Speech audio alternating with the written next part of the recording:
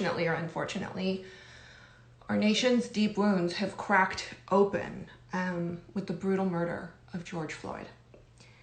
And that has led to protests in all 50 states and around the world, and conversations about who and where we are as a country.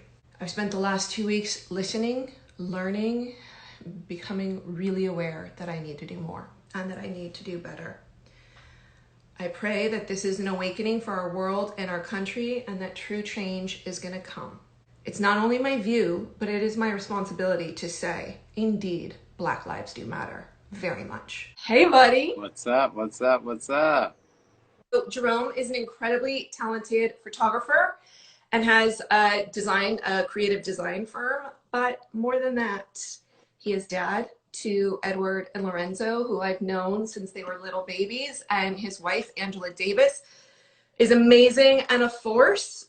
Well, I started out running, and I guess I kind of got into competitive running in the 3rd grade, doing like Junior Olympics, and lo and behold, I ended up getting looked at from different colleges and ended up going to USC, and that afforded me the life to travel around the world and compete. So tell me what it was like for you to first see and hear of George Floyd being murdered.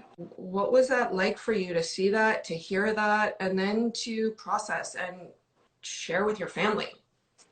It was one of those things that I kind of watched and then I kind of skimmed over because it seemed kind of like it had happened before. And as I looked at it again, it started to really break my heart when I could hear him kind of gasping for air and, kind of pleading with the officers. It just seemed familiar that I've seen this movie before, and I've seen how it played out when you look at the other cases that have happened since we've been in quarantine, whether it's Ahmaud Arbery, and then you see the Breonna Taylor, and it's just like, really, that happened again? It's like, well, I mean, it's kind of like the Black man's plight. It's just kind of something that we've grown accustomed to. What have the last 2 weeks been like for you and your family? It's been a lot of conversation, a lot of being able to explain kind of to my boys what it means to navigate through this world a little bit differently. I tell my son, like, yo, when you leave the house, you might think that you're like able to do a lot of things that you could normally do on campus at your school, which is fine and dandy because you go to a private school that's like in a bubble. But when you're out in the real world, you always want to kind of pick your chin up. You don't want to have your hood on so that no one can see your face. You don't want to be listening to music or have headphones in so you don't know what's going on around you. You always just be on your best behavior when you're out in public. When you're at school, that's a different thing. But when you're in the world, you have to behave a certain way. You live in Beverly Hills. You're both educated. You are both successful. You're both forces to be reckoned with. You roll with like the best people, but yet this still touches you as it touches everybody. Do you remember, or can you share your first experience with racism? I mean, for me, it was probably a little bit different. I was actually talking to my dad yesterday, and he came from Alabama. So he moved to California, and when he got to California, and he said it was totally different from Alabama. He grew up in segregation. So when he got here to California, he asked like, hey, what should I do? Should I buy a house, or where's the black part of town, or how does that work out here? And they were like, if you can afford a house, you can buy a house. There is no black side of town here, and where he was living at. And he was like, really? And so where I grew up at, it was a predominantly white community. It was like 25,000 people, but it was also, I was an athlete. So everyone ended up loving me. I had a brother that was older than me, and sister, and my dad was kind of a pillar in the community. And I didn't really experience it so much when I was there. No one ever really called me any names unless it was maybe a kid at school, but it wasn't that he didn't like me. He just was probably frustrated with me. He didn't know how to express himself, and he had heard someone in his house say it. And I would say probably one of the times that I remember was here when I was driving home from the movies one night from Marina Del Rey, and I got pulled over in Culver City, and I was just going back to my house. And I got pulled over, and a friend of mine he was flying back home to Columbus, Ohio, and he said, "Hey, Jerome, do me a favor, take care of my car." He had just bought the car. I'm going to let you hold it for the weekend. I'll be back on Sunday. I was like, cool. So I drove it to the movies, and I was leaving, and then Culver City Police pulled me over. And I'm telling you, they grilled me for like 30 minutes, got me out of the car, and was like, whose car is this? And blah, blah, blah. And I remember, like, I was asking, what did I do? And they're like, well, we just got to find out whose car this is. And, you know, they didn't have plates because they just had bought it. And so it was kind of like, man, really? And so I was trying to explain to them, I was like, hey, I just came back from World University Games representing the United States of America. We actually won 2 gold medals and a silver. I have a contract with Nike. I'm an athlete. I went to USC. I'm not out here doing anything. I'm just heading home. My friend left to go to Ohio, left me his car, and I just wanted to get home. But it took so long, they called his house and where he lived at. He wasn't there. And then they tried to find the Columbus, Ohio number to call. Mind you, it's midnight here, so you know it's 3 o'clock in the morning in Ohio. And that was probably one of the times where it just put a bad taste in my mouth for law enforcement. What was it like for you to go to a protest with your as a family the other day?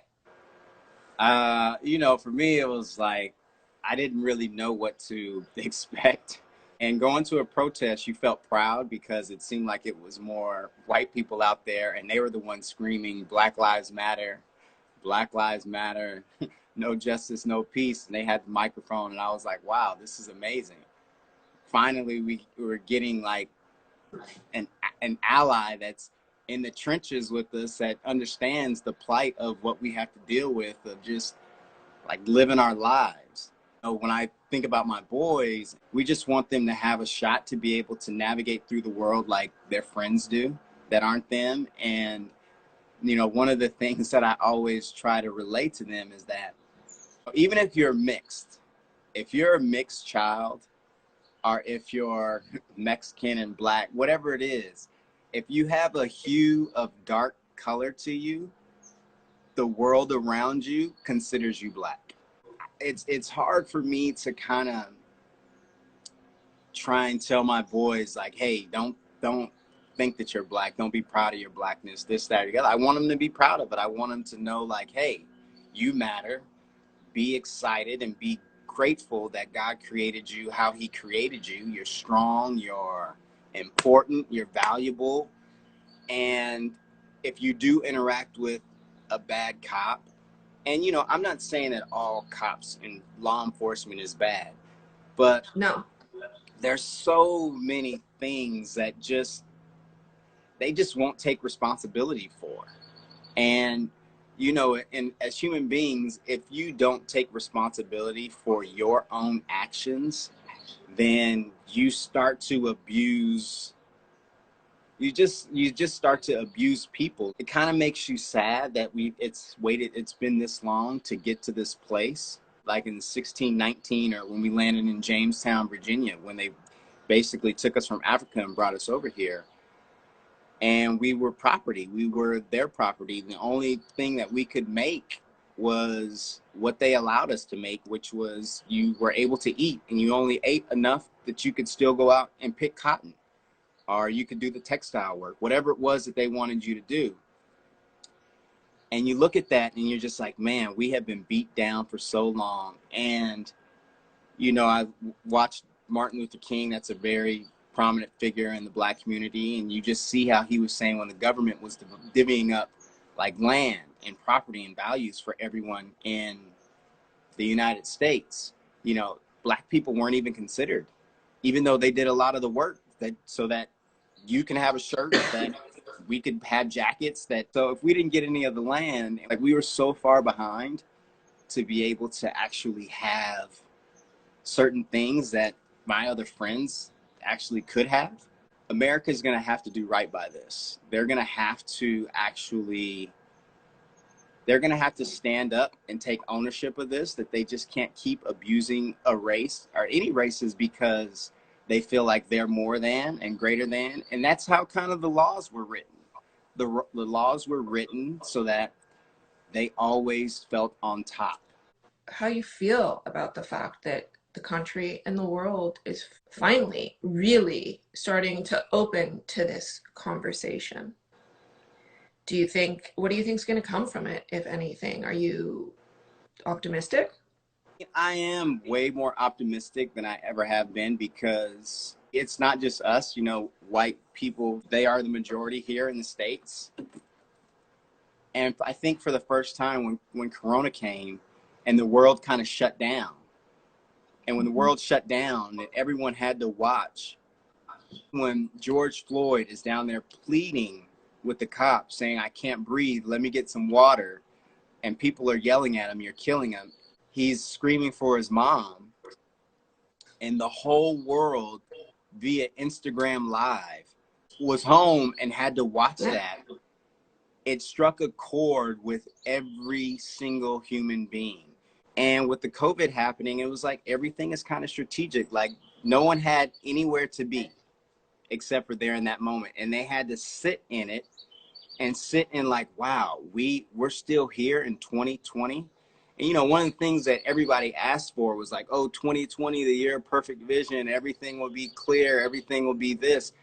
But a lot of people didn't want to see this. They didn't want, and they didn't expect to see racism come to a head where there's some evil things that people do to other people due to the color of their skin that they had nothing to do with when they came into this world. Can't change your skin color. I mean, it's just what you were born with. There's obviously some deep-rooted structural and institutional forces that have served to create and maintain systemic racism in America. What is something white people can work to change first? Where should we begin? What are some practical things that we can do to start the process for real change and reform and really do the work as a marathon, not a sprint, and not just in this moment or on Instagram? I mean, it's such a loaded, great question. But I honestly feel like first you have to admit to it. You have to be honest and say, you know what? There's a lot of things that my nation and my country probably did wrong that I don't know about that I'm going to actually do some research on. And so as you start, even you, Fogel, I mean, I'm sure you've probably gotten a better education about this country's history in the past 2 weeks. 2 weeks than you ever learned in school. For sure. And that's the sad part. Like, you know, when we all were in school and take U.S. history, the sad part is they only teach us what they want us to know. They don't teach us the whole gamut of how we got here, how it all started, how immigrants came in, how immigrants helped build this country, how railroads were built, and they had the Chinese working. Like they don't talk about all that stuff. And so I think I almost feel like the school systems need to be, a lot of this stuff needs to be changed because they don't keep it real. And so if they can keep feeding you this lie about what actually went down, and that's what everybody believes, and that's supposed to be the norm, then I don't think anything will change. But if you start being honest and like teaching people from an early age, we're all God's children. We are here to do our best and to live with one another. No one is better than anyone else. And I think a lot of this racism and systemic racism was taught at home. Like, yeah, the laws kind of enforced it, but it even got more enforced at home. When most of the white Anglo-Saxons came here from Europe, they were being oppressed in Europe. So they said, let's go find a new land. And then they came here and kicked the Indians there, kicked them off of the land. And then they said, well, we need to go get some help. So let's go down to Africa. Let's trick them to get on boats, and we can keep this thing going, and we'll have them work for us. And now it's kind of hitting ahead to where, oh shoot, we can't keep doing that song and dance. People are upset. People are really pissed off about this. And we might need to make some changes. We didn't want to make some changes, but we made a lot of money due to the fact that people have helped build this country and build this nation, and we just got by. And so I think a lot of this, Fogel, the only way it changes is it's got to start at home. And then people got to go into these schools and education and educate these people on what the real is. Don't keep it fake. There's no reason to lie about it. There's no reason to be fake. Like, just be honest. People want to know. I enjoy history, but I don't like the parts that you want to tell me. That's it. I would like to know the whole story. How did it all happen? Are there any other podcasts or just anything that you think someone who really wants to do the work and learn can listen or watch? What resources, if any, do you suggest? There's so many out there. And what is that famous phrase that says, when the student is ready, the teacher appears. And so some people just want to stay ignorant. They just want to act like they can't wait for this movie to be over. But I'm pretty sure the movie's not ending. This isn't ending anytime soon. There's people protesting every single day. And, you know, there's so many people who are great advocates for Black Lives Matter. And when we say Black Lives Matter, it's not that no other lives matter. I just want to make that clear.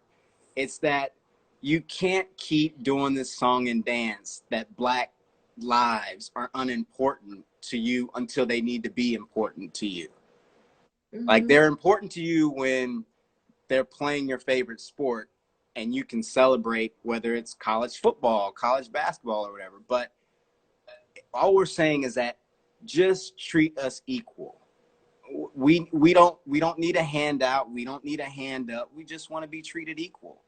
And that's it. That's all Black Lives Matters means. It doesn't mean even playing field. That's it.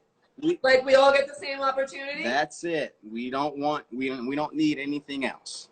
For those that don't have much experience discussing racism, that truly want to learn and make a difference if they can, for those that have fear that they're going to flounder or not say or do the right thing, what do you have to say? I mean, that's a really good question. I would say if you can have empathy for a friend,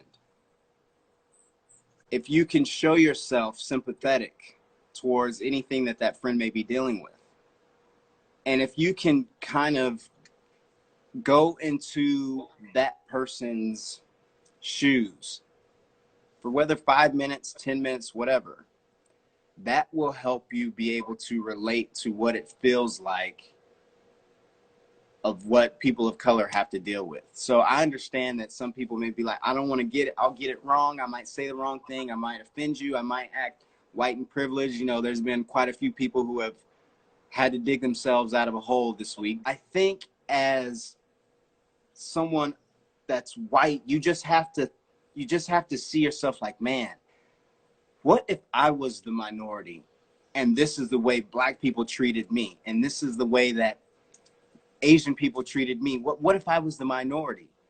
Get to that place in your mind and say, if I was them, how would that feel? Then I think that's a start. But if you can't ever get there and you just are so self-consumed with my world, my this, my that, then yeah, we can't ever really have a conversation. And if you can't be honest, then it's going to be really hard to have a conversation. And the crazy thing about human beings and human nature is most of us are pretty smart enough to look into another person's eyes, especially in this moment, and know if they're being honest, empathetic, sympathetic, or just flat out lying. First, we just got to be honest. And when you look at someone in the face and say, I may not understand everything, I don't have all of it, I know that there's been a lot of mistakes done, but I'm open and I'm willing and I see you for who you are. please, let's do this together. I think every person who's of color would be like, absolutely, yeah, I got you. Let's go. Mm-hmm. Can we go into Army for a second? Sure. Ask away. Okay. So, by default, as your wife's life partner, you guys co-started Army. You opened it a couple months before COVID. Army is basically community-based training. Can I interrupt because I know you won't say this? I was in an event one day that happened to be hosted by Oprah Winfrey. Yes. And she was introducing your wife on stage, and she was saying taking this woman's class is like going to church. So when Miss Oprah speaks about somebody in that way and introduces them in that way, it's a pretty big thing. So your wife is extraordinary with how she connects with people. But please go on about Army. We ended up partnering with Trey and Akin, and we ended up opening it. I want to say January 17th. I think one of the cool things about where we are right now is Instagram Live, we've been able to do live classes, and people are being able to experience it. But also, this has allowed us to play catch up. You know, Army was never started to be a brick and mortar business. It was always started to be a digital business, because Angela always felt like, I don't want to do another mom and pop spin boot camp class where I can only train 55 people at a time. She's like, this needs to go out to the world. So that's what I want to do. And so from the inception of getting this all started, they've been launching the digital platform, the digital back end. And so that should be out, I want to say next month, where we'll have so excited. We'll have our own subscription. Next thing you know, they're going to have their own bike, which will be here in the fall sometime. And so you'll be able to get Angela's coaching anywhere that they sell the bike, where it can get to, and it'll be cool. It's one of those things that she always envisioned doing. The brick and mortar, not so much, but the teaching classes, the live experience that you can have with her, and they're really excited about it. I'm really happy. I'm really happy that you asked me to come on here and share with you kind of my experiences and what I see going on in our nation right now. And I think one of the most shocking things, one of the things that gives me the most hope, is when I see what happened to George Floyd here in Minneapolis, Minnesota, that I was just at, how that impact of what happened to him has went around the globe. This is not just a United States problem. There's people around the world who feel ostracized, who feel not valued, who feel like the color of their skin messes them up, that they don't have a shot. Like, this is not just a US problem. So I think what I would really like for people to leave this conversation with is to know that we're more alike than we are different. We all have feelings. We all have days where we don't feel good. We all have, like, we're more alike than we are different.